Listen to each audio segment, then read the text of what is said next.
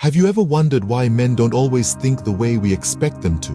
We find ourselves in what many would call the golden age, a time of unprecedented opportunities and advancements. This era, dreamt of, yearned for, and worked towards by countless generations, is now our reality. Yet, we often take it for granted. In particular, we in India are blessed to inhabit the richest land that ever existed on the face of the earth, a land brimming with opportunities for one and all. But let's ponder upon a rather intriguing scenario. Imagine 100 men, all starting on the same footing at the age of 25, all equally hungry for success, all with that sparkle in their eyes, a certain spring in their steps, and life appearing as an exciting adventure to them. Can you guess what happens to these men by the time they reach 65? Here's the unusual reality. Only 1 out of these 100 men will be rich. 4 will have attained financial independence. 5 will still be working, and a staggering 54 will be broke. This leaves us with a jarring question. What happened to the sparkle that was there when they were 25? Where did their dreams, hopes, and plans vanish? More importantly, why is there such a monumental disparity between what these men intended to do and what they actually accomplished? Why do so many fail? Is it the lack of opportunities? Or perhaps the lack of ambition? Or is it something else entirely? This unusual reality raises an important question about the concept of success. Is success merely about accumulating wealth, or is it about achieving a state of happiness, contentment, or perhaps a sense of fulfillment? So why do so many fail? What happens to the sparkle they had at 25? Is it snuffed out by the harsh realities of life, or does it fade away under the weight of unmet expectations and unfulfilled dreams? Let's delve deeper into this as we proceed. Let's delve into some surprising statistics. Imagine a group of 100 men, all starting on equal footing at the age of 25, full of dreams, ambitions, and the belief that they are destined for success. Now, fast forward to the age of 65, what do we see? Only 1 of these men has become rich. 4 are financially independent. 5 are still working, and a staggering 54 are broke. That's right, over half of these men, who once held such high hopes for their future, are now struggling financially. Out of the 100 men, only 5 have truly made the grade. So, the question that naturally arises is, why did so many fail? What happened to the sparkle in their eyes, the dreams they carried, and the plans they made at 25? Why is there such a stark gap between the success these individuals aspire to and the reality they now face? We live in a land of abundant opportunities, the richest land that ever existed on the face of the earth. Yet the majority of these men haven't been able to achieve financial independence. Why is there such a large disparity between what these men intended to do and what they actually accomplished?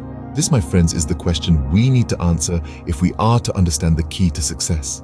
Before we go any further, we need to define what success truly means.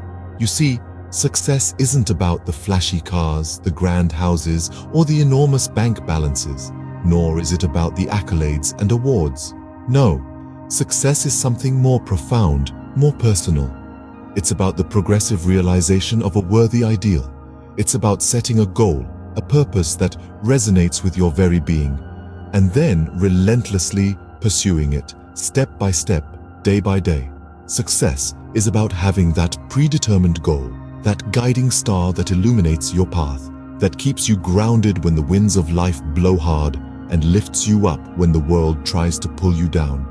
It's about knowing where you're going, why you're going there, and what you'll do when you get there. Success is not a destination, it's a journey. It's not about where you end up, but how you got there. It's about the barriers you broke, the fears you conquered, and the person you became along the way. Success is about being the captain of your ship, the master of your fate. It's about steering your life towards your chosen horizon and not letting the currents of circumstance or the storms of doubt deter you from your course. So if a man isn't working towards such a goal, can we call him successful?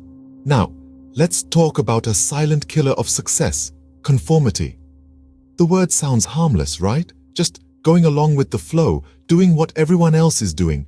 But in reality, it's a sly, insidious force that can sap the vitality out of our dreams and ambitions. Conformity, in essence, means aligning our actions and decisions with what's considered normal or standard. It's the invisible script we follow, often without question, because it's the path of least resistance. But here's the catch. It often leads to mediocrity, not excellence, to unfulfilled potential, not realized dreams. Picture this. You wake up, get ready, and head off to work. But why? Is it because it aligns with your personal goals and aspirations? Or is it because that's what everyone else does? This is where conformity sneaks in.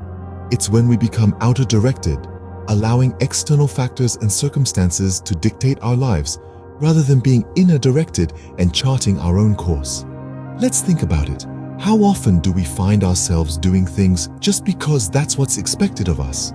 How often do we suppress our desires, our dreams, our unique quirks, just to fit into a preconceived mold? This is the conformity conundrum.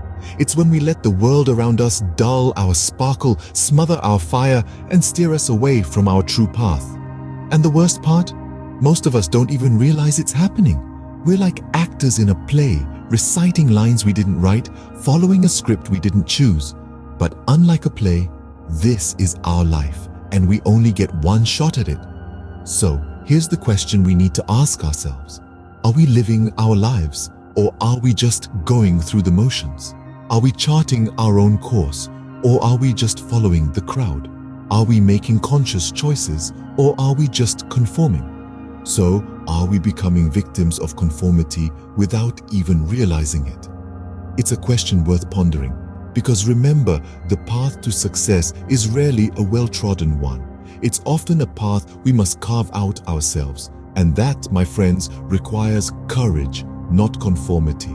So how can we break free from this cycle and achieve real success? Well, the answer lies in setting worthy ideals and doggedly pursuing them. But let's take a step back and consider, what is a worthy ideal?